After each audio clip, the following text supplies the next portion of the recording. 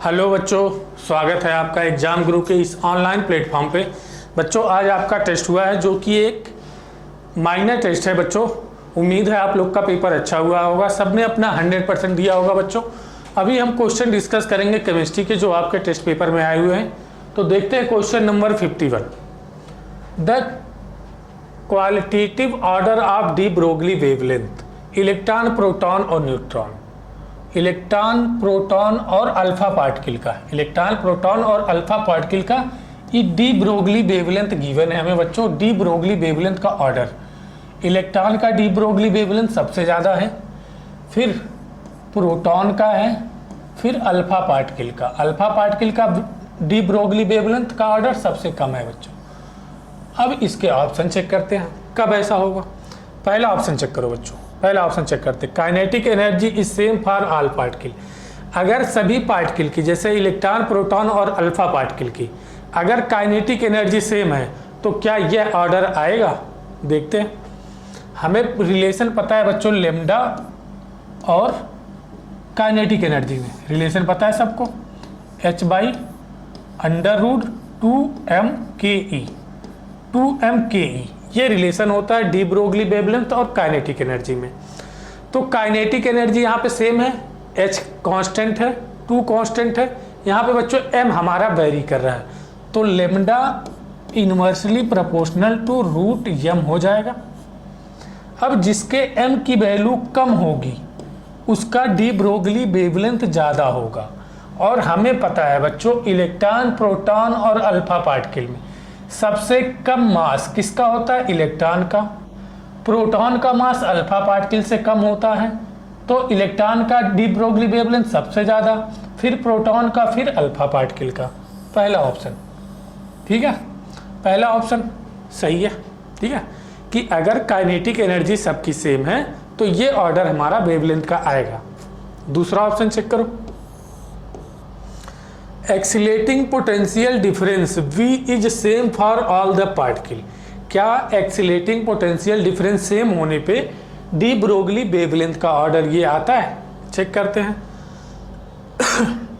Lambda equal to होता है बच्चों h/√2m/e⁻₀, V0 या V, यहाँ पे हमारा V लिखा हुआ तो हम V मानते हैं।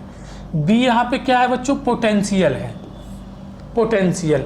H same, V same, 2 constant, M E यहाँ पे हमारा अलग है, तो यहाँ पे आ जाएगा lambda inversely proportional to √me। ठीक है बच्चों। अब जिसके √me की वैल्यू कम होगी उसका डी ब्रोगली वेवलेंथ ज़्यादा होगा। अब देखो m की वैल्यू तो इसकी सबसे कम है तो इसका डी ब्रोगली वेवलेंथ सबसे ज़्यादा है, तो m और e की वैल्यू इसकी सबसे कम होगी इलेक्ट्रॉन के लिए, इलेक्ट्रॉन के लिए e और m की वैल्यू सबसे कम होगी तो इसका डी ब्रोगली वेवलेंथ सबसे ज़्यादा। उसके बाद होगा प्रोटॉन के लिए, अल्फा पार्टिकल का मास क्या होता है 4 इंटू प्रोटॉन का मास, और चार्ज क्या होता है 2 इंटू इलेक्ट्रॉन का चार्ज। तो m और e की सबसे ज़्यादा वैल्यू होगी अल्फा पार्टिकल के लिए और सबसे कम वैल्यू होगी इलेक्ट्रॉन के लिए। ठीक है, तो ये भी हमारा करेक्ट ऑप्शन हो गया। अब फोर्थ ऑप्शन देखते हैं, थर्ड ऑप्शन। थर्ड ऑप्शन यहाँ देख लो बच्चों, थर्ड ऑप्शन। ठीक है, velocity are same for all particle. तो वेलोसिटी और लेम्डा में रिलेशन बनाओ। लेम्डा इक्वल टू होता है h/√2m/ke, और बच्चों ke हमारा क्या होता है हाफ mv²। ke क्या होता है हाफ mv², और v कह रहा है सेम है। v क्या है, वेलोसिटी। देखो वेलोसिटी कह रहा है सेम है फॉर ऑल पार्टिकल, तो वेलोसिटी सेम हो गई, h सेम हो गया, हमारे पास बचा क्या, 2 से 2 कैंसिल हो गया, तो लेम्डा इक्वल टू क्या बचा बच्चों, लेम्डा बचा इनवर्सली प्रोपोर्शनल टू √m²। अब जिसके m की वैल्यू कम होगी उसका लेम्डा ज़्यादा होगा, और हमें पता है इलेक्ट्रॉन का मास सबसे कम है तो उसका लेम्डा सबसे ज़्यादा हो गया। उसके बाद प्रोटॉन है, उसके बाद अल्फा पार्टिकल। तो बच्चों ये तीनों ऑप्शन हमारे करेक्ट हैं।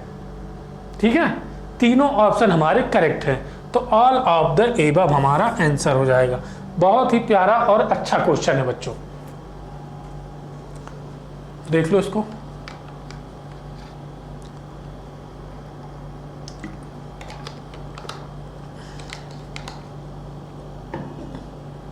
आगे बढ़े, देखते हैं next question 52 number.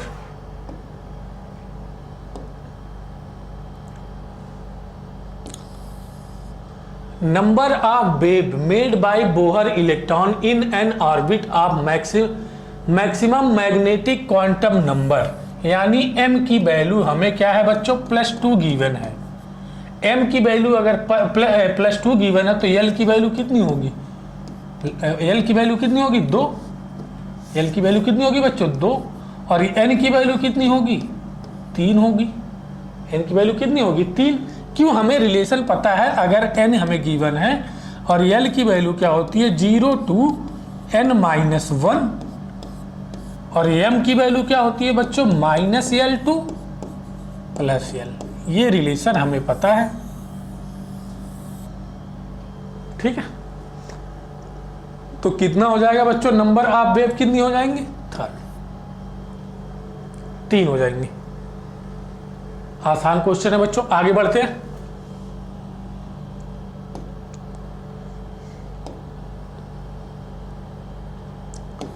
Which of the following set of quantum number and impossible arrangement, कह रहा है इसमें से कौन सा क्वांटम नंबर का सेट पॉसिबल नहीं है। ठीक है, तो हमने अभी आपको रिलेशन बताया, किसी गिवन n के लिए, गिवन n के लिए l की वैल्यू क्या होती है 0 to n-1, और m की वैल्यू क्या होती है -l to +l। ठीक है, आगे बढ़े, देखते हैं ऑप्शन पहला, n = 3 है और m = 2 है। तो बच्चों n = अगर 3 है तो l = क्या हो सकता है 0, 1, 2, और m = क्या हो सकता है बच्चों, l = 2 के लिए m = 2, -2, -1, 0, +1, +2, तो ये तो पॉसिबल है। ठीक है, ये पॉसिबल है। n = 4 के लिए m = 3 भी पॉसिबल है, n = 5 के लिए m = 2 भी पॉसिबल है, लेकिन n = 3 के लिए m = -3 पॉसिबल नहीं है, क्योंकि n not equal to m होगा, n m के बराबर नहीं हो सकता। तो ऑप्शन नंबर चौथा। ठीक है, ये हमारा इस क्वेश्चन को करने का की कॉन्सेप्ट है बच्चों, की कॉन्सेप्ट, की कॉन्सेप्ट, की कॉन्सेप्ट। ठीक है, आगे बढ़े, देखते हैं next question 54 number.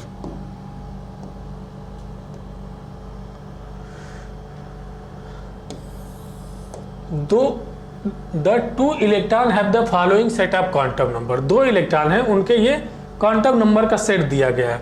What is true for the above set of quantum number, above set of quantum number में से कौन सा स्टेटमेंट सही है। जैसे ये क्या है 3, ये क्या है n = 3 और l = 2, तो क्या है ये 3d, और ये क्या होगा 3s होगा। अब इनमें एनर्जी किसकी ज़्यादा होगी बच्चों, एनर्जी इसकी ज़्यादा होगी,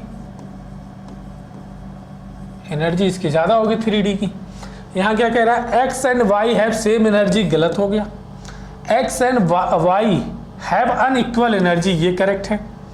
x and y represent same electron, ये भी इनकरेक्ट है। सेम इलेक्ट्रॉन को कैसे रिप्रेजेंट कर सकता है, none of the above statement is correct. कह रहा है इसमें से कोई भी स्टेटमेंट करेक्ट नहीं है बच्चों, ये वाला स्टेटमेंट करेक्ट है। क्या, x एंड y की एनर्जी इक्वल नहीं होगी, क्यों, क्योंकि 3d की एनर्जी 3s से ज़्यादा है, ये 3s है बच्चों। ठीक है, देखो ऐसे, ये क्या आएगा इसमें 3d और यहाँ पे क्या आएगा 3s। तो 3 एनर्जी का ऑर्डर अगर हमें बताना है, एनर्जी का ऑर्डर बताना है तो 3d की एनर्जी ज़्यादा होती है किससे, 3s से। ठीक है, आगे बढ़े, देखते हैं question number 55।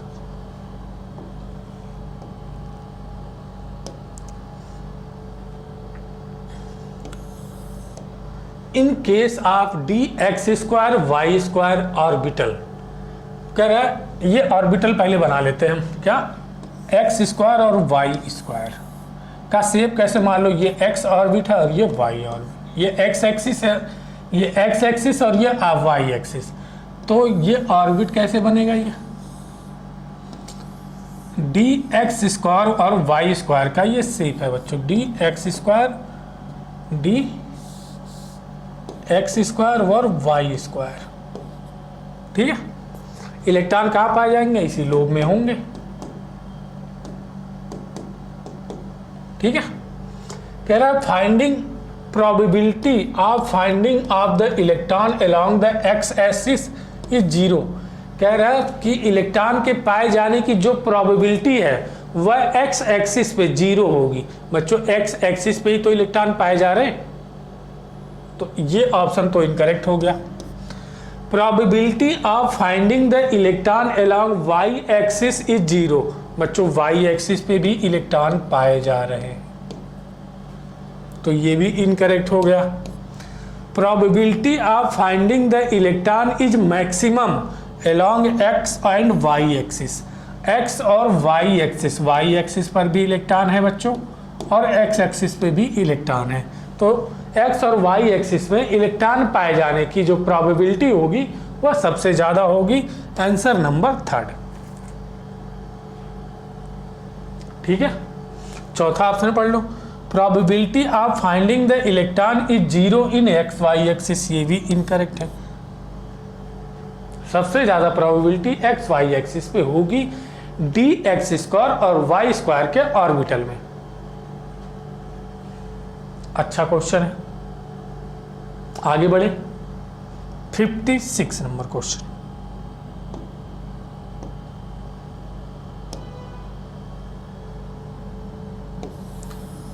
Match the item given below. बच्चों थ्योरेटिकल क्वेश्चन है, orbital are filled in order of increasing energy. किसने बताया था बच्चों, आप बाऊ ने। तो ए का हो गया आर, ए का आर बच्चों क्या हो गया, ए का आर। ठीक है, किसने बताया था कि जो इलेक्ट्रॉन भरे जाते हैं वह इंक्रीजिंग ऑर्डर में, इंक्रीजिंग ऑर्डर में orbital are filled in order of increasing energy. जैसे जैसे ऑर्बिटल की एनर्जी बढ़ेगी इलेक्ट्रॉन वैसे भरे जाएंगे। मतलब सबसे पहले लो एनर्जी वाले, फिर उससे ज़्यादा, उससे ज़्यादा, उससे ज़्यादा, मतलब लो एनर्जी के ऑर्बिटल सबसे पहले भरेंगे, उसके बाद उससे ज़्यादा एनर्जी वाले, उसके बाद उससे ज़्यादा एनर्जी वाले। ये किसने बताया था बच्चों, आप बाऊ ने। Degenerate orbital are first singly occupied. बच्चों कह रहा है कि डीजेनरेट ऑर्बिटल पहले क्या होगा, सिंगली, इलेक्ट्रॉन क्या होंगे, पहले सिंगली ऑक्यूपाइड होंगे, पहले इलेक्ट्रॉन सिंगल सिंगल भरे जाएंगे। ठीक है, मैक्सिमम इलेक्ट्रॉन पहले सिंगल सिंगल भरे जाएंगे, उसके बाद पेयरिंग होगी। ये बच्चों किसने कहा था, हुंड ने कहा था।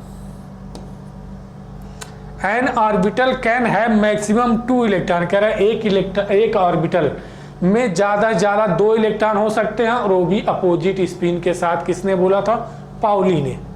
सी का कौन सा हो जाएगा बच्चों, क्यू। ए बी का हो गया पी और सी का हो गया क्यू, सी का हो गया क्यू, और डी बचा, डी का हमारे पास क्या हो जाएगा, डी का हो जाएगा S. D position and momentum, Heisenberg uncertainty principal. बच्चों कोई स्मॉल पार्टिकल है तो उसका क्या, कोई स्मॉल पार्टिकल पोजीशन स्पीड में है, बहुत ज़्यादा स्पीड में, कोई स्मॉल पार्टिकल है, छोटा सा पार्टिकल है, बहुत ज़्यादा स्पीड में है वो। ठीक है, तो उसकी हम एग्जैक्ट पोजीशन और एग्जैक्ट वेलोसिटी एक साथ नहीं बता सकते हैं। एग्जैक्ट पोजीशन या एग्जैक्ट मोमेंटम या वेलोसिटी एक साथ नहीं बता सकते। ये D equal to Heisenberg uncertainty principle, D equal to S. D का क्या है बच्चों, यस। तो A का R बच्चों पहले ऑप्शन में ही है, B का P होगा बच्चों, यहाँ पे P होगा, और C का Q, D का S। ऑप्शन नंबर पहला, ऑप्शन नंबर पहला।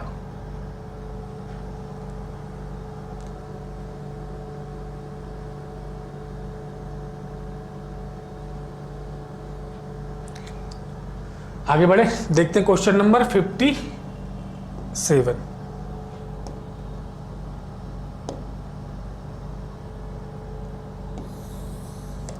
Energy of 1 mole of radio wave proton with frequency 909 kilo hertz 1 mole photon की एनर्जी फोटोन की एनर्जी का फार्मूला क्या होता है बच्चों, E equal to n h nu या E equal to h c by lambda. N क्या होता है, नंबर ऑफ फोटोन। तो 1 मोल में कहा है, 1 मोल में कितने नंबर ऑफ फोटोन होंगे बच्चों, एवोगैड्रो नंबर के बराबर। 1 मोल में नंबर ऑफ फोटोन कितने होंगे, एवोगैड्रो नंबर के बराबर। और एवोगैड्रो नंबर को हम क्या लिख सकते हैं, 6 × 10⁻23 फोटोन। ये किसकी वैल्यू आ गई, कितने फोटोन है, n फोटोन, यानी एवोगैड्रो नंबर 1 मोल में कितने फोटोन होंगे, एवोगैड्रो नंबर के बराबर। तो नंबर ऑफ फोटोन 6 × 10⁻23, h की वैल्यू 6.6 × 10⁻34 और न्यू बच्चों 909 हर्ट्ज है, इसको हम 900 रखते हैं कैलकुलेशन के लिए। 900 लिख दो उसको, 900 कैलकुलेशन आसान हो जाएगी। 900 किलो हर्ट्ज है तो बच्चों इसको क्या 10⁻3 हर्ट्ज बना देंगे। तो 3 2 5 5 और 23 28 हो गया, -34 और 28 करें माइनस, तो 14 में से 8 गया 6, ठीक है, -6 है, ये हो गया 6 × 6.6 × 9 × 10⁻⁻6, ठीक है। अब ये हो जाएगा कितना बच्चों, ये हो जाएगा 36 के 6 और 36 37 38 39 और 1 अंक के बाद दशमलव × 9 × 10⁻⁻6 और 9 × 6 = 54 के 4, ठीक है, 9 × 6 = 54 के 4 और आया 5 और 9 9 81 और 5 86 के 6 8 और 9 3 27 और 8 27 8 35 1 अंक के बाद दशमलव। अगर आपको 2 अंक के बाद दशमलव लाना तो 3 5 6 4 × 10⁻⁻4। देखो अगर हमें 100 × 100 करेंगे तो 2 अंक के बाद दशमलव, 3.56 × 10⁻⁻4, 3.6 × 10⁻⁻4 जूल। आंसर सेकेंड, ठीक है बच्चों, आंसर सेकेंड। देख लो इसको एक बार।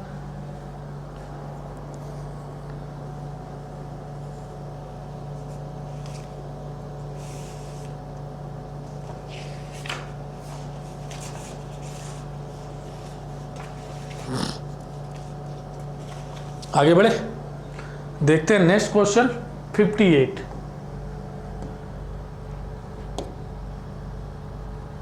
Potential energy of an electron in the second Bohr orbit of the helium ion.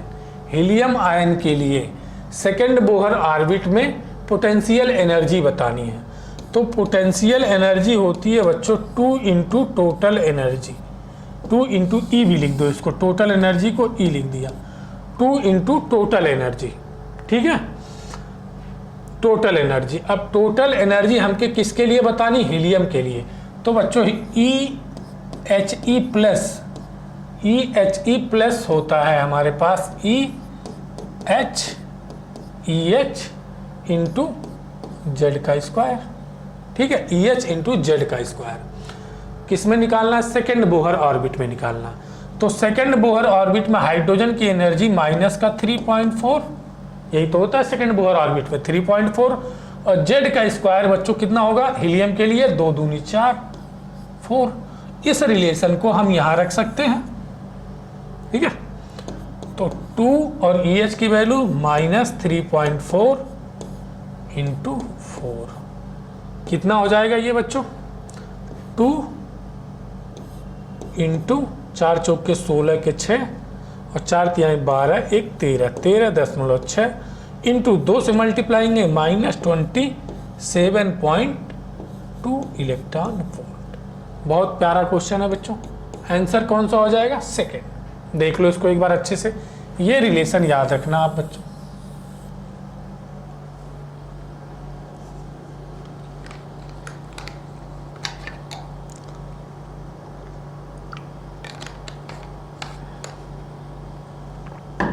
आगे बढ़े, देखते हैं next question 59।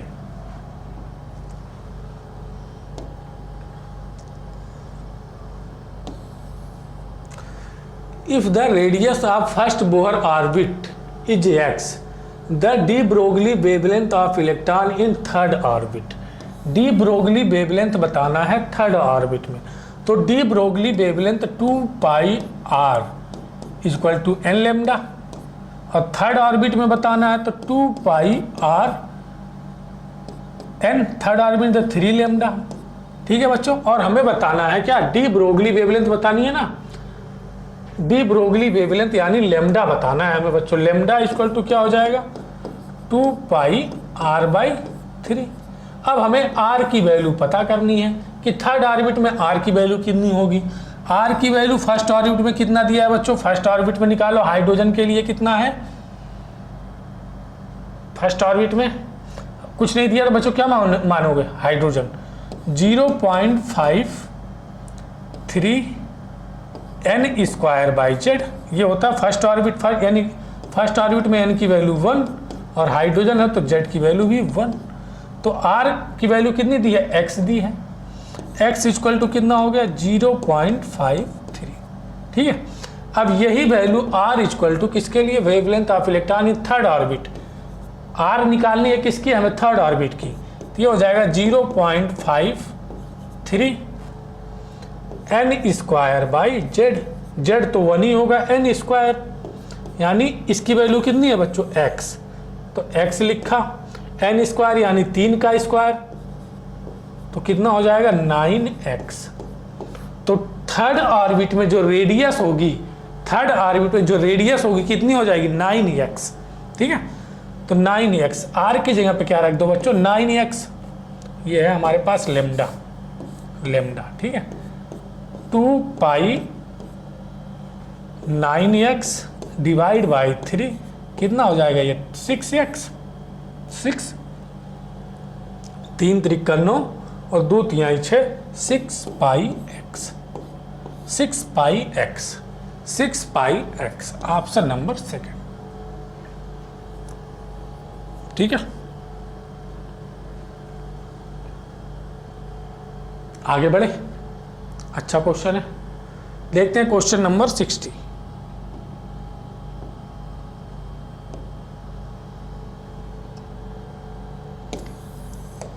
How many orbital are possible for n equal to 3 l equal to 2। Orbital के बारे में कौन बताता है बच्चों, मैग्नेटिक क्वांटम नंबर। तो l इक्वल टू 2 के लिए m इक्वल टू कितना होगा बच्चों, -2, -1, 0, +1 और +2।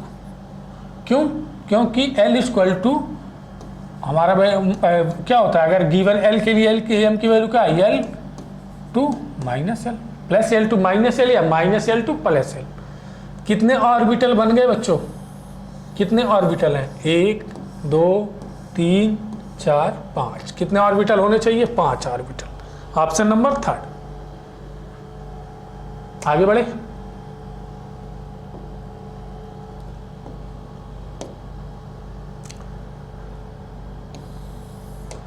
Which of the following is violating Hund rule.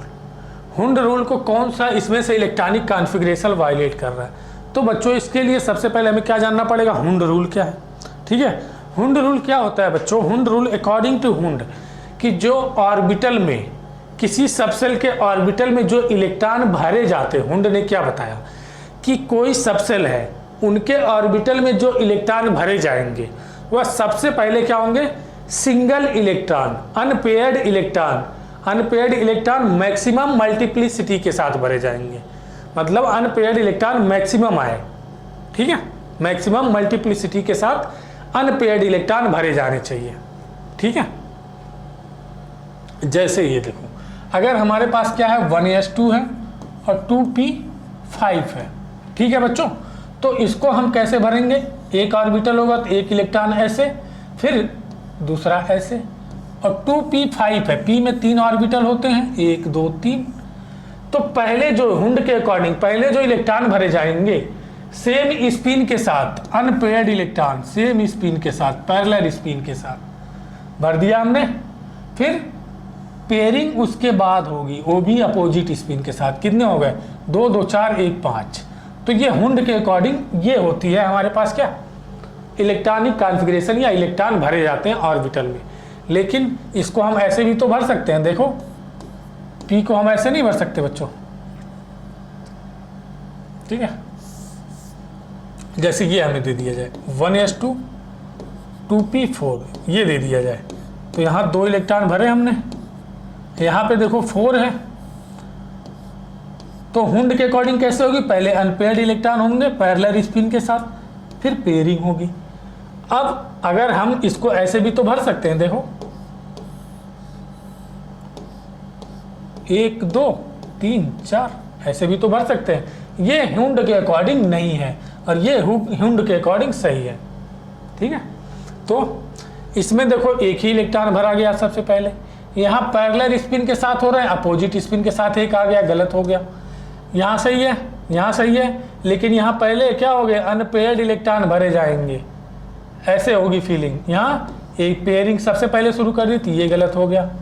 यहाँ देखो अपोजिट स्पिन है, पैरेलल स्पिन होनी चाहिए ऐसे, तो ये गलत हो गया। ऑल ऑफ दीज, ठीक है। तो ऑप्शन कौन सा हो जाएगा, सारे हुंड रूल को वायलेट कर रहे हैं।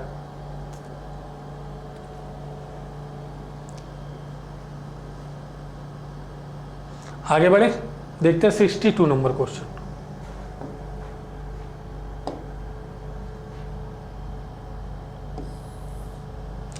(0.5 gram particle has uncertainty of 2 × 10⁻⁻5 find the uncertainty in velocity. Uncertainty in velocity, Heisenberg uncertainty principle. तो हमें रिलेशन पता है delta x delta p equal to h/4π, ये रिलेशन सबको पता है, हाइजेनबर्ग अनसर्टेनिटी प्रिंसिपल।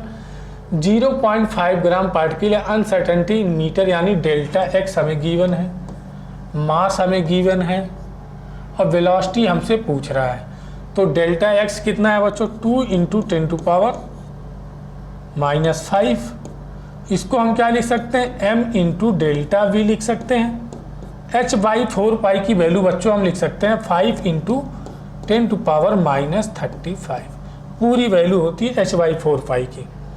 इसको इधर भेज दिया, ठीक है। डेल्टा v हमें कैलकुलेट करना है, 5 × 10⁻⁻35 और 2 × 10⁻⁻5, 2 × 10⁻⁻5 और मास कितना है 0.5 ग्राम है, तो इसको केजी में कर दो, 0.5 × 10⁻³ केजी में हो गया, ठीक है। क्या करें बच्चों, इसको हम क्या करें, 10 से मल्टीप्लाई करें, 10 से डिवाइड करें, ठीक है। तो ये हो जाएगा, ये कैंसिल और 10⁻⁻4, ठीक है। अब ये 1/2 10⁻⁻35 डिवाइड बाई और -5 और -4 -9, 35 में से 9 गया, कितना बचा बच्चों, 15 में से 9 गया, 9 6 15 और ये 2 -26, 1/2 यानी 0.5 × 10⁻26 या 5 × 10⁻27, देख लो इसको, ठीक है।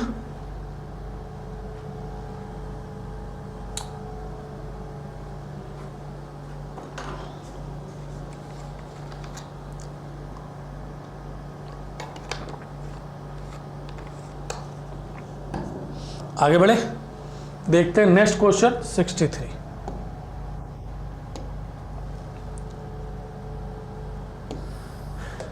What will be the ratio of de Broglie wavelength of an electron accelerated with 400 volt और 100 वोल्ट, ठीक है। तो हमें डी ब्रोगली वेवलेंथ और पोटेंशियल के बीच रिलेशन पता है, h/√2m E और V। ये V है बच्चों, V वोल्टेज, तो M और E तो कांस्टेंट होगा, H भी कांस्टेंट है और 2 तो पहले से ही कांस्टेंट हो, तो lambda inversely proportional to √V हो गया, ठीक है। तो λ1 √V1 डिवाइड बाई λ2 और 1/√v2, ये हो जाएगा λ1/λ2 इक्वल टू हो जाएगा √v2/v1, ठीक है। और v2 की वैल्यू कितनी है बच्चों, 100/400,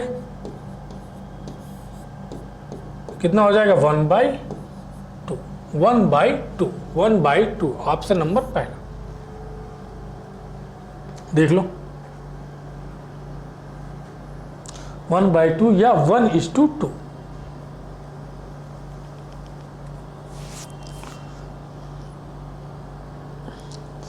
आगे बढ़े, देखते हैं नेक्स्ट क्वेश्चन 64 नंबर।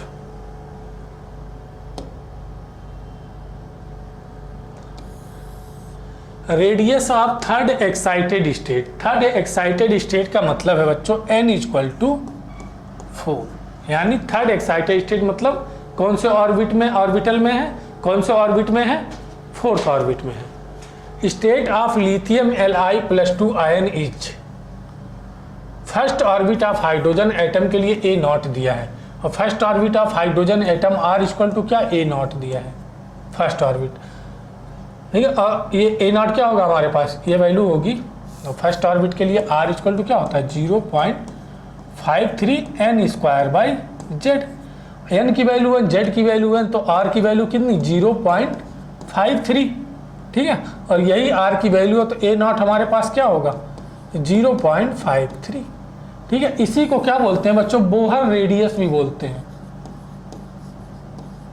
इसी को बोहर रेडियस भी बोलते हैं, क्या बोलते हैं, बोहर रेडियस। अब हमें रेडियस बताना है थर्ड एक्साइटेड स्टेट में, किसके लिए, Li+2 के लिए, तो R = 0.53 n²/z, ठीक है। 0.53 n की वैल्यू कितनी है 4, तो 4 चौक के 16 बट्टे z की वैल्यू कितनी होगी बच्चों लिथियम के लिए 3, और 0.53 की वैल्यू कितनी है A0, कितनी हो जाएगी ये बच्चों A0 16/3, A0 16/3, A0 16/3, option number चौथा देख लो।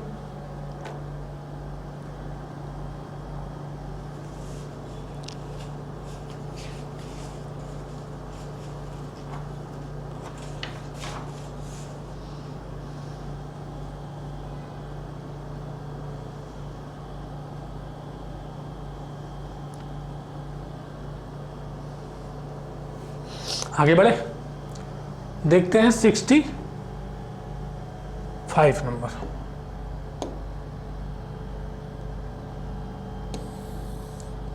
Maximum number of spectral line orbited during the transition of electron from fourth excited state, मतलब बच्चों n = 5, यानी किस ऑर्बिट में है, फिफ्थ ऑर्बिट में है। स्टेट टू ग्राउंड स्टेट, यानी n = 1 में आ रहा है। इन द हाइड्रोजन एटम, कह रहा है कि कोई इलेक्ट्रॉन फिफ्थ ऑर्बिट से फर्स्ट ऑर्बिट में आ रहा है, हाइड्रोजन एटम की बात कर रहे हैं, ठीक है। तो कितने नंबर ऑफ लाइंस एमिट होंगे, ठीक है, देखते हैं। तो बच्चों इसके लिए आप समेशन ऑफ डेल्टा n भी कर सकते हो, समेशन ऑफ डेल्टा n, यानी n final minus n initial, यानी 5 - 1 अगर करेंगे कितनी लाइन आएगी 4, ये कहाँ आएगा लाइमन में, ठीक है, क्योंकि n2 - n1, n2 delta n, n2 - n1, ठीक है। n1 अगर 1 है तो किसके लिए, लाइमन के लिए n1 1 होता है। अब इसी तरह अगर 5 - 2 करेंगे तो आएगा 3, ये आएगा बामर में, और 5 - 3 करेंगे तो आएगा पाश्चन में। पाश्चन में कितनी लाइन आई बच्चों 2 लाइन, लाइमन में 4 लाइन, बामर में 3 लाइन, पाश्चन में 2 लाइन। और 5 - 4 करेंगे तो 1 आएगा, लाइमन, बामर, पाश्चन और ब्रैकेट। इस तरह से करने से बच्चों हम क्या है, इस तरह से हम किस रीजन में कितनी लाइनें आएंगी ये भी बता सकते हैं। जैसे लाइमन में 4 आएंगी, बामर में 3 आएंगी, पाश्चन में 2 आएंगी और बामर में 1, ब्रैकेट में 1 आएगी, यह है ब्रैकेट।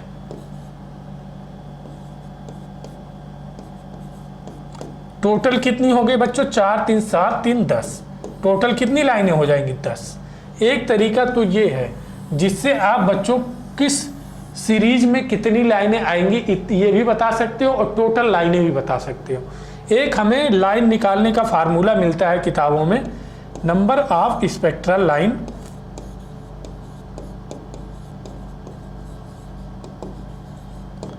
n+1/2।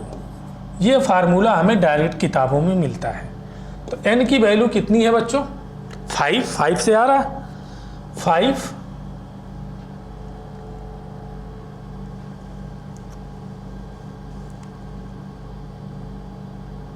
ये n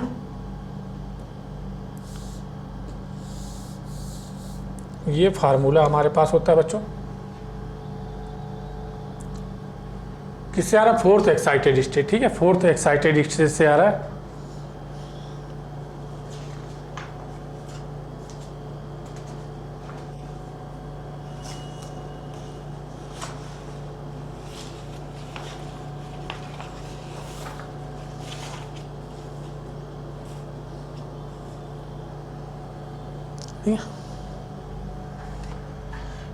ये जो फार्मूला होता है नंबर ऑफ स्पेक्ट्रल लाइन का, ये होता है n-1/2।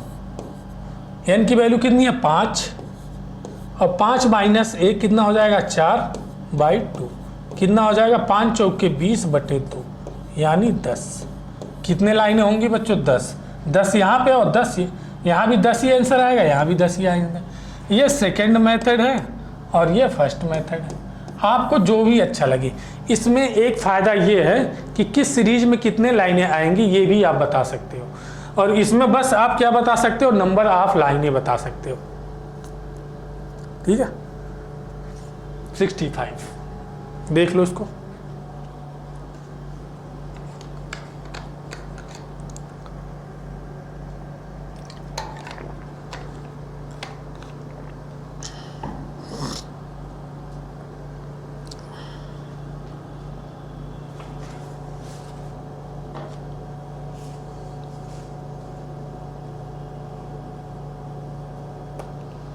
आगे बढ़े, देखते हैं 66 number. Which among the following set of counter number incorrect, कह रहा है कौन सा काउंटर नंबर इनकरेक्ट है। बच्चों इसका की कॉन्सेप्ट तो हमें पता ही है, ठीक है, क्योंकि हमने अभी 2-3 बार बता चुके। 4 क्या हो जाएगा बच्चों 4D, पहला देखो 4D हो जाएगा, 4 2 2 हाफ, 3 1 1 हाफ, 5 3 -2, और यहाँ पे n की वैल्यू 2 है और l की वैल्यू 1 है, सही है, लेकिन m की वैल्यू -2 कहाँ से हो जाएगी। m अगर l की वैल्यू तुम्हें 1 दिया है तो m की वैल्यू क्या होगी बच्चों -1, 0 + 1, 2 होगा ही नहीं, तो ऑप्शन नंबर चौथा। आगे बढ़े, देखते हैं क्वेश्चन नंबर 67।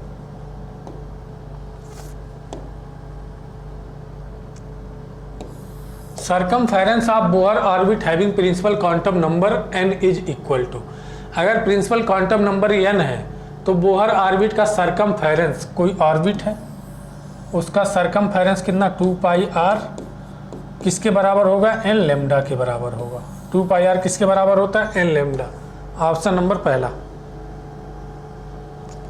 आगे बढ़े, देखते हैं question number 68।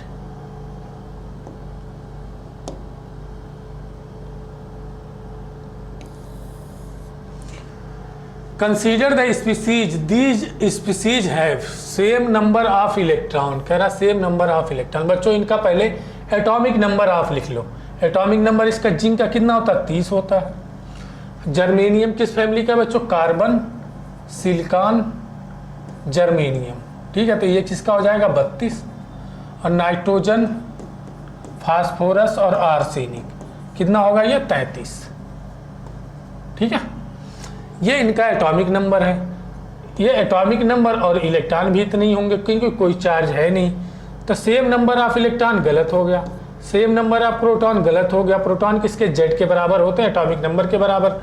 Same number of neutron, तो नंबर ऑफ न्यूट्रॉन निकालते हैं बच्चों, 72 - 30 कितना हो जाएगा 42। पहले में पहला निकालो, 72 और 30 कितना हो जाएगा, चलो यहीं पे आप कैलकुलेट कर लेते हैं, ठीक है। यहीं पे number of neutron, number of neutron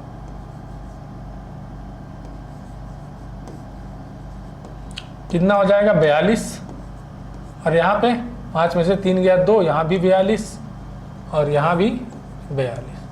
तो नंबर ऑफ न्यूट्रॉन क्या है बच्चों, same the number of neutron, number of neutron क्या है, सेम है। आगे बढ़े, देखते हैं क्वेश्चन नंबर 69।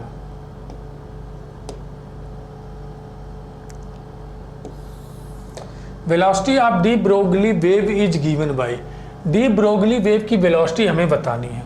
तो लेमडा इक्वल टू क्या होता है बच्चों, h बाई एम वी, और यही v हमें बताना है। तो v को इधर ले आते हैं, h बाई एम लेमडा, और लेमडा इक्वल टू क्या होता है, न्यू इक्वल टू होता है c बाई लेमडा। तो लेमडा इक्वल टू क्या हो जाएगा, c बाई न्यू, ठीक है। लेमडा की जगह पे v equal to h m, lambda की जगह पे क्या रखो c, और न्यू क्या चला जाएगा ऊपर, तो h nu by M C, H nu by M C, option number 3। v equal to कितना हो गया, h nu by M C, ठीक है। आगे बढ़े, देखते हैं question number 70।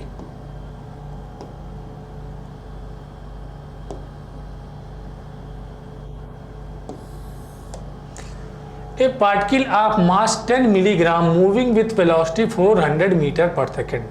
The wavelength associated with moving particle Heisenberg uncertain। अच्छा, wavelength बताना है बच्चों, डी ब्रोगली वेवलेंथ, ठीक है। मूविंग पार्टिकल है, ठीक है, और हमें क्या गिवन है, मास दिया, वेलोसिटी दी है। तो लेमडा इक्वल टू क्या होता है बच्चों, lambda equal to h by M V, यही तो होता है, h बाई एम वी।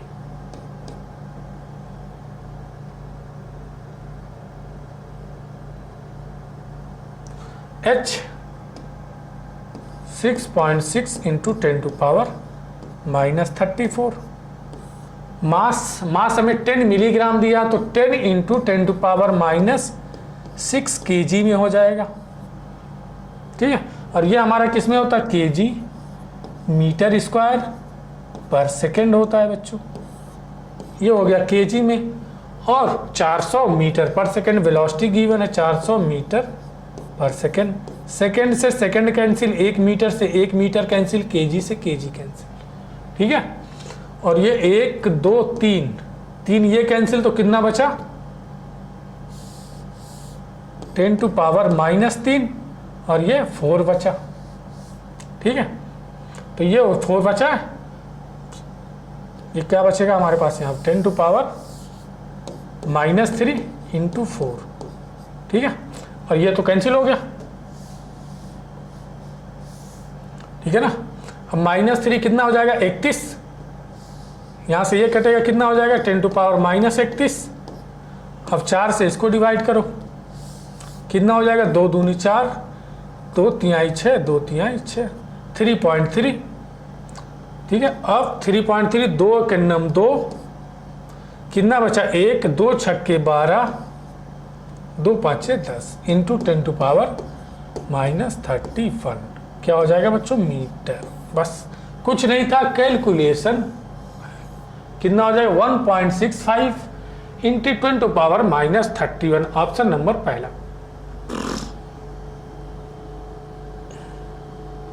इसको कैलकुलेशन करके हमने छोटा कर दिया।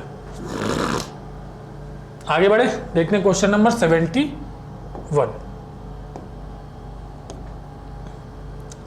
इन बोहर मॉडल NH/2 पाई शो, NH/2 किसको बताता है बच्चों, एम वी आर जो होता है वो बताता है NH/2 यानी एंगुलर मोमेंटम, एंगुलर मोमेंटम को बताता है, ऑप्शन नंबर चौथा।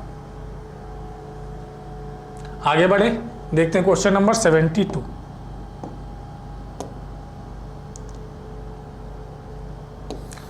Number of radial node in 3s and 2p subshell respectively. तो बच्चों रेडियल नोड का फार्मूला होता है, रेडियल नोड का n माइनस एल माइनस 1। तो सबसे पहले किस में 3s में निकालते हैं। n की वैल्यू 3 माइनस 0 माइनस 1 कितना हो गया 2। उसके बाद 2p में निकालते हैं 2 माइनस 1 माइनस 1 इक्वल टू 0। 2 और 0 ऑप्शन नंबर पहला। ठीक है बच्चों, ये फार्मूला आपको रेडियल नोट के लिए याद रखना।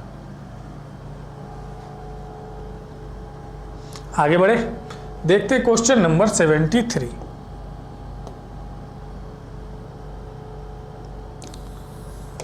The mass of electron is 9.1 into 10 to power minus 31 kg। Velocity हमें दिया है इतना। The wavelength of electron, wavelength lambda equal to h/mb। ठीक है, तो h कितना होता है बच्चों 6.6 into 10 to power minus 34। Divide कर दो इसको, कितना कैलकुलेशन को आसान करने के लिए इसको हम 9 इंटू 10 टू पावर माइनस 31 लिख लेते हैं। ठीक है, और ये 2.99 है तो इसको लिख दो बच्चों क्या 3 इंटू, और ये किस में होता है केजी मीटर स्क्वायर पर सेकेंड होता है, तो इसको मीटर में कन्वर्ट करेंगे कितना हो जाएगा। इसको हम 3 इंटू 10 टू पावर 10 सेंटीमीटर है तो इसको मीटर में कन्वर्ट करो 10 टू पावर माइनस 2 कितना हो जाएगा 3 into 10 to power 8 metre per second. ठीक है, कितना हो जाएगा 3 into 10 to power 8 metre per second. ये कितना हो जाएगा 2.2, देखो 3 से काटा 2.2, 31 कितना बचेगा 3, और 3 ऊपर गया 11, 8 3 11, तो ये हो गया 2.2 divide by 9 into 10 to power minus 11। 8 ऊपर गया 3 था तो 8 3 11। ठीक है बच्चों,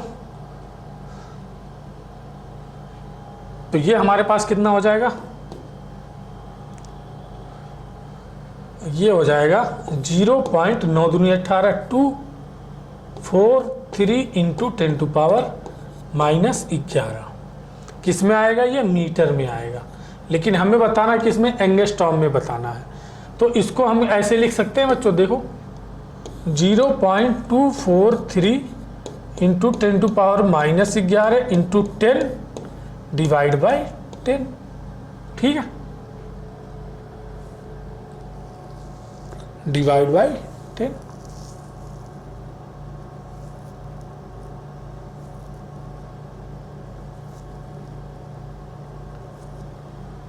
ये कितना आया 31 में से 4, 4 में से 1 गया 3, 3 में से 3 गया 8, ऊपर गया 11। ठीक है, 9 2, तो 2.2 डिवाइड बाई 9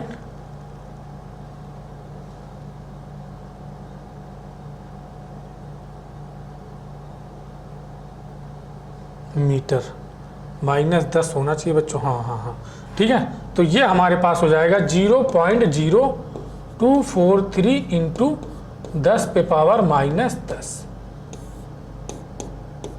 ठीक है, और माइनस 10 क्या हो जाए मीटर में आएगा, तो इसको एंगस्ट्रॉम में क्या लिखेंगे 0.0243 एंगस्ट्रॉम। ठीक है, सही है ना भाई। ये 10 से डिवाइड करेंगे तो 0.0243, और ये 10 से एक 10 कम हो जाएगा तो बच जाएगा कितना 10 मीटर, और मीटर है तो इसको एंगस्ट्रॉम बना सकते हैं। कौन सा आंसर हो जाएगा सेकेंड। अच्छा क्वेश्चन है, थोड़ा कैलकुलेटिंग है, देख लो इसको एक बार।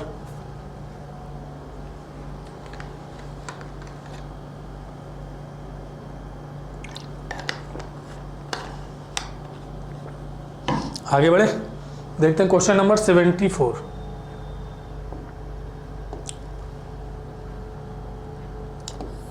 For sodium atom number of electron with n equal to 0 will be. Sodium atom कि वो इलेक्ट्रॉन बताओ जिसके लिए m 0 है। तो सोडियम हमारे पास क्या Na11 ये होता है बच्चों, 1s2 2s2 2p6 और 3s1। ठीक है, 3s1। m इक्वल टू 0, एक 0 यहाँ आएगा, एक 0 यहाँ आएगा, s के लिए l की वैल्यू 0 तो m की वैल्यू 0, और 2p में भी -1 0 और +1 एक 0 आएगा, 3s में भी एक 0 आएगा। तो यहाँ पे कितने, 2 इलेक्ट्रॉन 2 इलेक्ट्रॉन 2 इलेक्ट्रॉन और यहाँ पे 1 इलेक्ट्रॉन। तो कितने इलेक्ट्रॉन है, for sodium atom number of electron with m equal to 0, 2 2 4 2 6 और 1 7। आंसर कौन सा हो गया, second.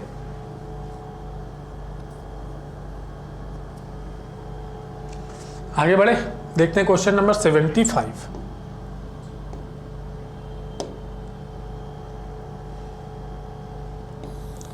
How many electron in an atom can have n equal to 3, l equal to 1, m equal to -1 और s equal to +1। बच्चों m equal to -1 यानी -1 0 +1 ये होता है।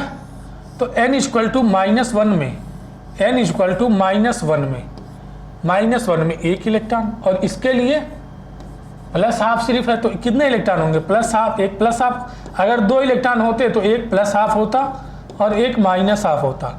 यहाँ पे सिर्फ +½ है तो एक ही इलेक्ट्रॉन तो होगा। कितने होंगे इलेक्ट्रॉन, एक ही इलेक्ट्रॉन होंगे, एक ही इलेक्ट्रॉन होगा। ऑप्शन नंबर कौन सा हो जाएगा, पहला। आगे बढ़े, देखते हैं क्वेश्चन नंबर 76।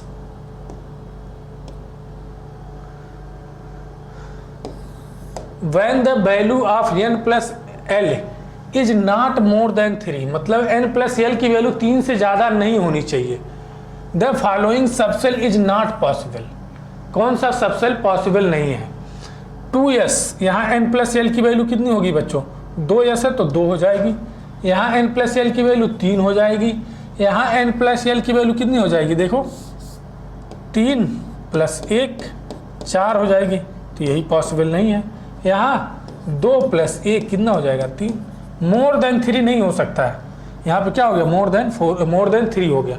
तो ऑप्शन नंबर 3 हमारा सही आंसर है। कौन सा पॉसिबल नहीं है, 3।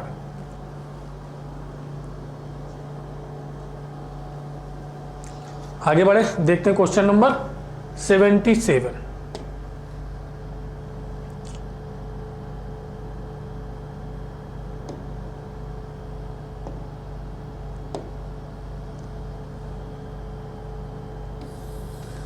Calculate de Broglie wavelength of a neutron, mass हमें गिवन है, moving with kinetic energy 0.04 electron. तो लेमडा इक्वल टू लेमडा, और काइनेटिक एनर्जी में हमें रिलेशन पता है, √2m/ke ये रिलेशन होता है। लेमडा इक्वल टू हो जाएगा बच्चों D Broglie wavelength moving with an, ठीक है। इसको क्या करो, पहले जूल में निकाल लो, 0.04, चलो ठीक है यहाँ कर लेते हैं, उसके बाद निकाल लेंगे। h 6.6 × 10⁻⁻34, ठीक है। √2m की वैल्यू कितनी है, 1.6 × 10⁻⁻27, यही है ना। और ke काइनेटिक एनर्जी हमें गिवन है 0.04 इलेक्ट्रॉन वोल्ट है। तो बच्चों इसको जूल में कन्वर्ट करना, 1.6 × 10⁻⁻19, ठीक है। 9 7 16 2 1 3 46, ये पावर कितना हो जाएगा, देखो ये पावर 27 और 19 कितना हो जाएगा, 46। पावर हटा रहे, एक ही पावर बना देने दोनों को, कितना 46 10⁻⁻46। अब 46 को क्या लिख सकते हैं, रूट में है बच्चों, रूट हटाना है तो क्या लिख सकते हैं, रूट के बाहर करेंगे कितना, 23 लिख सकते हैं। इसको अगर हम रूट के बाहर लिखते हैं तो कितना हो जाएगा, 10⁻23, ठीक है ना। अब ये 1.6 2 बार है, तो इसको यहाँ से हटाओ, एक ही बार लिखो, रूट के बाहर कर दो, एक बार लिखो, बस कैलकुलेशन आसान करते जाओ।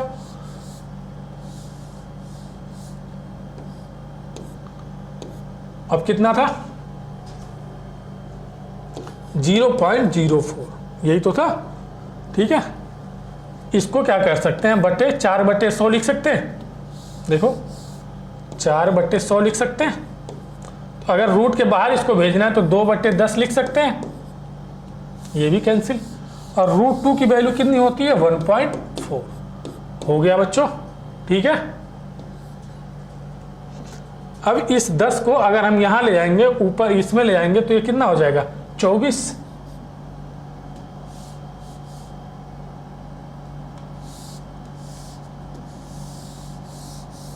10⁻⁻24, ठीक है। अब हम सारा रूट हमने हटा लिया है, तो इससे काटो, ये कितना 3.3। चलो इसको एक बार सही से लिख लो, 1.4 इंटू 2 इंटू 1.6 इंटू 10⁻⁻24, ठीक है। बस ऐसे एक एक चीज हटाते जाओ, कैलकुलेशन आसान हो जाएगी। इससे ये काटा हमने, कितना हो गया 3.3 इंटू 10 में से 4 में से 4 गया 0, 3 में से 2 गया 1, कितना हो गया -10।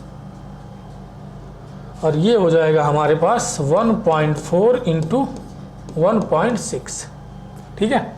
1.4 इंटू 1.6 और 3.3 है, ठीक है बच्चों। 1.4 और 1.6, 1.6 और 1.4, 4 6 24 के 4 2, 4 1 4 2 6 हो गया 6 और ये 1, 4 6 6 12 के 2 और ये 2 अंक के बाद 10 लो, तो ये कितना आ गया 2. इसको हम क्या 2.2 लिख सकते हैं, कैंसिल। अब ये हो जाएगा 11 दूनी 22, 11 तिहाई 33, ये कितना हो जाएगा 1.5 इंटू 10⁻⁻10। और इसको हम क्या लिख सकते हैं 1.5 एंगस्ट्रॉम लिख सकते हैं, 1.5 एंगस्ट्रॉम, यानी 1.46 को क्या 1.5 भी तो लिख सकते हैं अप्रॉक्स में। आंसर कौन सा हो गया, चौथा, ठीक है। कैलकुलेशन आसान हो जाएगी, बस एक एक चीज को आप हटाते जाओ।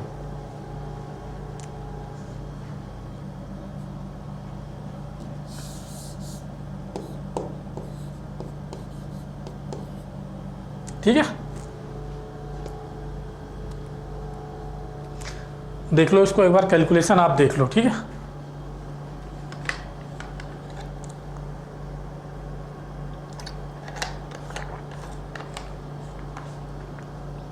आगे बढ़े, देखते हैं नेक्स्ट क्वेश्चन 78।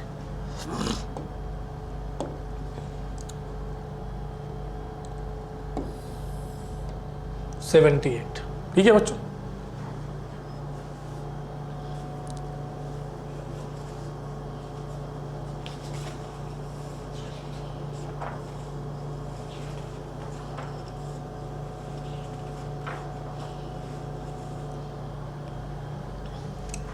एक्सरे की जो फ्रीक्वेंसी होती है वह बच्चों किस रेंज में होती है 18 हर्ट्ज के 10 पे पावर 18 हर्ट्ज, ठीक है।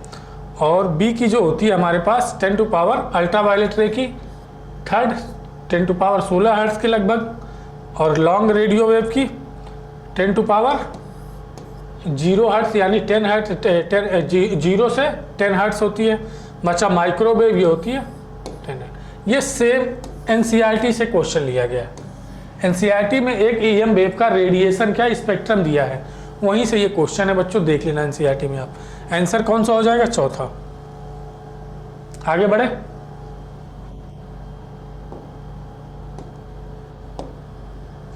Calculate the wave number of yellow radiation having wavelength N. Wave number निकालना है, तो पहले हम क्या बच्चों वेव नंबर निकालना, ये दिया हमें एनर्जी इक्वल टू hc/λ। तो हमें वेवलेंथ दिया, वेव नंबर निकालना है, तो वेवलेंथ क्या होता है बच्चों, वेव नंबर हमारे पास होता है न्यू बार इक्वल टू 1/λ।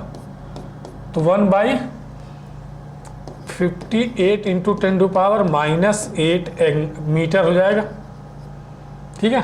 तो 8 को ऊपर भेजो तो कितना हो जाएगा 8 डिवाइड बाई 58 और ये मीटर। अब ये हो, इसको हम ऐसे क्या है 100 divide by 58 into 10 to power 6 10 to power 6 metre नीचे है। ये कितना हो जाएगा, एक बार जाएगा 1.724 और ये into 10 to power 6 divide by metre, और हमें मीटर मीटर मीटर, ठीक है, 6 मीटर वाला कोई है नहीं, metre inverse metre centimetre inverse 6 तो है नहीं। क्या करो, इसको सेंटीमीटर में कन्वर्ट करके देखो। भाई मीटर इनवर्स में ऐसा कुछ नहीं मिल रहा है 6 वाला, तो इसको सेंटीमीटर में करो। सेंटीमीटर में करेंगे तो कितना हो जाएगा 1.724 into 10 to power 4 centimetre inverse, 10 to power 4 centimetre inverse, 10 to power 4 centimetre inverse, यानी 79 का कौन सा हो गया, चौथा।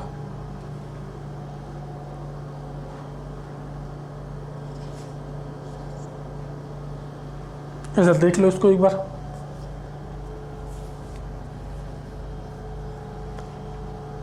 आगे बढ़े, देखते हैं 80 नंबर क्वेश्चन।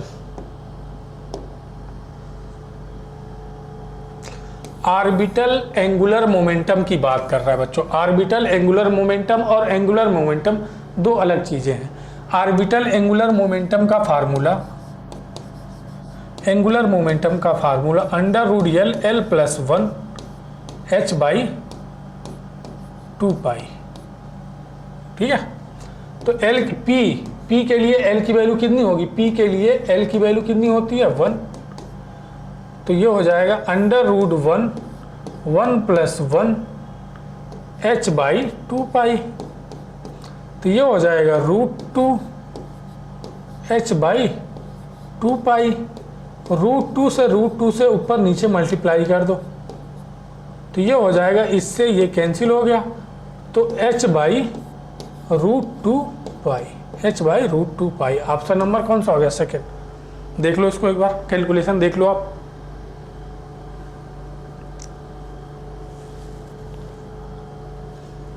आगे बढ़े, देखते हैं 81 number question.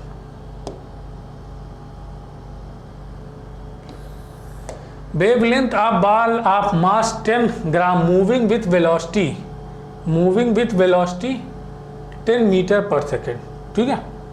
Wavelength lambda h by mv6 into 6 into 10 to power -34 divide करेंगे mv से, m 100 ग्राम है इंटू 10 टू पावर -3 kg हो गया, इंटू 10 हो गया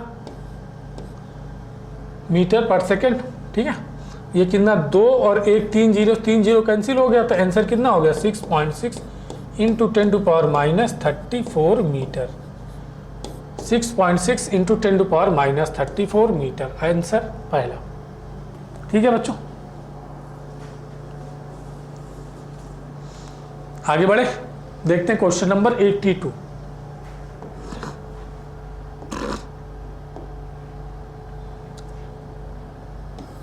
if kinetic energy of a proton increase 60 time, kinetic energy को 60 टाइम बढ़ा दिया गया, 16 time, wavelength of the de Broglie wave associated would be, तो डी ब्रोगली वेव कितना टाइम हो जाएगा, lambda equal to h by under root 2m के ई, ये रिलेशन हमें पता है, मास फिक्स है, 2 फिक्स है, h फिक्स है, तो lambda inversely proportional to root K E, K E 1 lambda 1 divide by lambda 2 K ई 2, ठीक है। ये हो जाएगा under root K E 2 by के ई 1, और के ई 2 कितना है 16, इंक्रीज 16 टाइम कितना हो गया 16 के ई 1 हो गया है, डिवाइड बाई के ई 1, ये के ई 1 से के ई 1 कैंसिल, कितना आ गया बच्चों 4/1, तो ये हमारा पास आया lambda 1 by lambda 2 equal to 4/1, तो लेमडा 2 इक्वल टू क्या हो जाएगा लेमडा 1/4, लेमडा 2 इक्वल टू क्या हो जाएगा लेमडा 1/4, कितना 1/4 टाइम हो गया बच्चों। जो अगर हम काइनेटिक एनर्जी को 16 टाइम बढ़ा दिया तो लेमडा कितना हो गया 1/4 टाइम हो गया। देख लो, अच्छा क्वेश्चन है।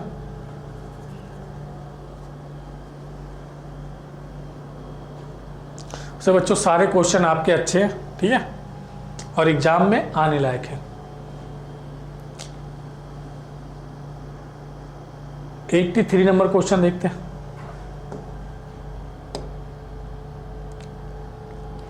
कह रहा कौन सा क्वांटम नंबर का सेट प्रीमिसिबल नहीं है। 1 0 0 हाफ हो सकता है। 2 n = 2 के लिए l की वैल्यू 2 नहीं हो सकती बच्चों। तीसरा, थर्ड ऑप्शन इनकरेक्ट है।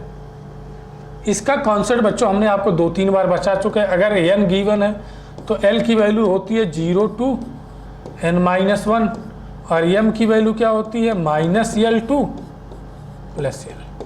ये इसका की कॉन्सेप्ट है। आगे बढ़े 84 नंबर क्वेश्चन देखते हैं।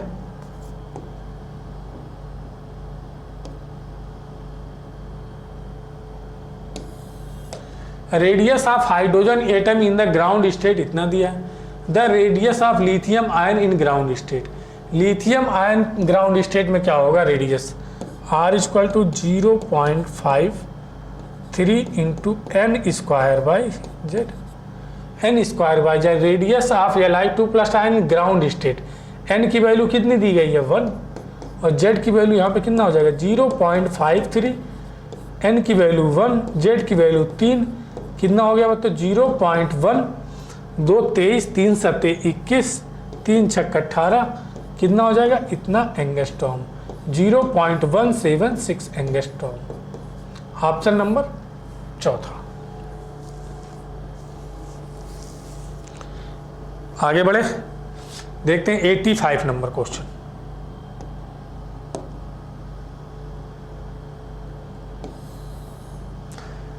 Consider the following statement. A B C 3 हमें स्टेटमेंट दिए। द करेक्ट स्टेटमेंट क्या है। Characteristic of cathode ray depend upon material of electrode used. कह रहा है बच्चों जो कैथोड रे होगी उसके जो लक्षण होंगे इस बात पे डिपेंड करेंगे कि उस कैथोड ट्यूब में कौन से इलेक्ट्रोड, क्या एनोड और क्या कैथोड हमने यूज किया है। और हाँ, इस पे डिपेंड करेंगे बच्चों। जो कैथोड रे एक्सपेरिमेंट होता है उसमें न तो कैथोड रे की जो करेक्ट लक्षण होते हैं इस बात पे डिपेंड करते हैं कि उसमें, न तो इस बात पे डिपेंड करते हैं कि इसमें कौन सा इलेक्ट्रोड लगा है और न ही इस बात पे डिपेंड करते हैं कि उस कैथोड ट्यूब में कौन सी गैस भरी गई है। दोनों बातों पे डिपेंड नहीं करता है कैथोड रे की लक्षण। कैथोड रे के लक्षण दोनों बातों पे ही डिपेंड नहीं करते हैं। तो पहला स्टेटमेंट तो इनकरेक्ट हो गया। कैरनाल रे क्या होता है पॉजिटिवली चार्ज गैसियस आयन होते हैं, सही है। EM of electron greater than proton. बच्चों ई तो सेम है लेकिन मास जिसका कम होगा उसका EM रेशियो ज़्यादा होगा। तो मास इलेक्ट्रॉन का कम होता है उसका EM रेशियो ज़्यादा। ये भी स्टेटमेंट सही। B एंड C सही है हमारे पास। पहला स्टेटमेंट समझ में आया कि जो कैथोड रे के लक्षण होते हैं वह इस बात पे डिपेंड नहीं करते हैं कि उसमें जो इलेक्ट्रोड लगा है उस किस मटेरियल का है या उसमें जो गैस भरी गई है वह किस मटेरियल की है। इस बात पे डिपेंड नहीं करता है। पहला स्टेटमेंट यही है। तो यहाँ पे क्या लिखा है डिपेंड करता है, नहीं डिपेंड करता। यहाँ पे क्या हो जाएगा नॉट डिपेंड। आगे बढ़े देखते हैं 86 नंबर।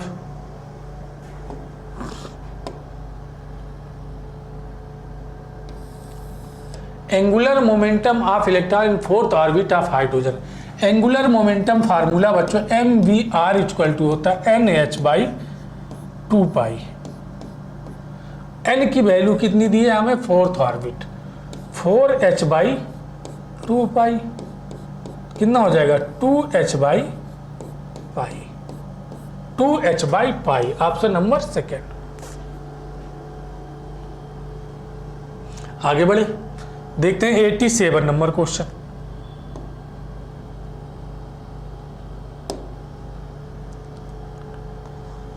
कौन सा क्वांटम नंबर का सेट पॉसिबल नहीं है। पॉसिबल है n = 3 के लिए l = 2 हो सकता है, m = 2 के लिए एक यहाँ 0 भी आएगा, ये पॉसिबल है। n = 3 है तो ये 3s तो पॉसिबल है और 3s भी यहाँ भी पॉसिबल है। यहाँ 3n = 3, l = 1 हो सकता है, m = यहाँ देखो l = 0 के लिए m = -1 कभी नहीं हो सकता। Option number third. आगे बढ़े 88 नंबर क्वेश्चन देखते हैं। Which quantum number give information about spectral orientation of orbital. जब कहीं भी बच्चों ऑर्बिटल की बात करें तो याद रखना वहाँ कौन सा क्वांटम नंबर उसके बारे में बताता है, एजीम्यूथुअल क्वांटम नंबर। जहाँ भी ऑर्बिटल की बात करें वहाँ क्या आएगा, यम आएगा। वहाँ क्या आएगा, यम आएगा। जहाँ भी ऑर्बिटल की बात करें वहाँ यम आएगा। कौन सा, magnetic quantum number. Magnetic quantum number किसको बताता है, ऑर्बिटल को। मैग्नेटिक ऑर्बिटल क्वांटम नंबर किसके बारे में बताता है, एम ऑर्बिटल के बारे में बताता है। देखो एन बताता है ऑर्बिट के बारे में, ऑर्बिट और सेल के बारे में। एल बताता है सब सेल के बारे में, सब सेल के बारे। एम बताता है ऑर्बिटल के बारे में, और यस बताता है इलेक्ट्रॉन की स्पिन के बारे में, स्पिन ऑफ इलेक्ट्रॉन। ठीक है,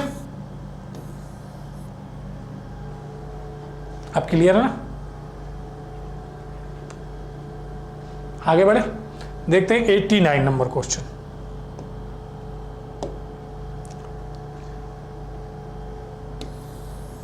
energy of the two different electromagnetic wave are in the इतना ratio. The ratio of wave number of two radiation are. Wave number का रेशियो क्या होगा। वेव नंबर हमारे पास क्या होता है बच्चों, न्यू बार, यानी 1/λ। ठीक है, तो E1 क्या होता है, hc/λ। इसको हम ऐसे लिख सकते हैं, hc को अलग करो इंटू 1/λ, और 1/λ को न्यू बार लिख सकते हैं। तो E इक्वल टू क्या हो जाएगा, hc और न्यू बार। ठीक है, इसी तरह ये हो गया E1/E2 hc न्यू बार 1 न्यू बार 2, दोनों को डिवाइड किया, hc से hc कैंसिल। E1/E2 का रेशियो हमें पता है 1/2, तो न्यू1 बाई न्यू 2 का रेशियो क्या हो जाएगा, new bar by 1:2, 1:2, option number second. बस हमें ये रिलेशन यहाँ पे बनाना था। ठीक है, क्वेश्चन आसान है, बस ये रिलेशन हमें बनाना आना चाहिए। आगे बढ़े, 90 नंबर क्वेश्चन देखते हैं।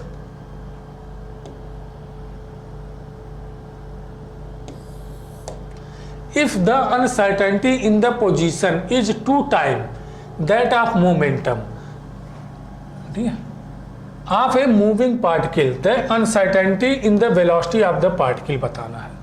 तो हमें रिलेशन पता है बच्चों, uncertainty delta x delta P h/4π, ये रिलेशन सबको पता है। ठीक है, कह रहा है जो डेल्टा एक्स है यानी पोजीशन, जो अनसर्टेनिटी है पोजीशन में वह 2 टाइम है मोमेंटम के, यानी इसको 2 डेल्टा पी लिख सकते हैं। तो डेल्टा पी h/4π m 4π। अब डेल्टा पी की वैल्यू लिखो m डेल्टा पी का स्क्वायर हो जाएगा, ये देखो ऐसे हो जाएगा। इसको हम लिख सकते हैं 2 डेल्टा पी का स्क्वायर h/4π। ठीक है, अब ये हो जाएगा 2m² डेल्टा वी का स्क्वायर h/4π। इसको इधर ले जाओ, इसको इधर ले जाओ, तो कितना हो जाएगा, डेल्टा वी का स्क्वायर इक्वल टू h/8πm²। ठीक है, तो डेल्टा वी इक्वल टू कितना हो जाएगा, रूट में h/8πm², h/8πm², option number second. देख लो इसको, आप चाहो तो यहाँ एक पॉइंट आगे बढ़ा सकते हो, जैसे ऐसे डेल्टा वी का स्क्वायर इक्वल टू h/8πm, ये है 8πm²। अब यहाँ से स्क्वायर हटाएंगे तो ये किस में आ जाएगा, रूट में आ जाएगा।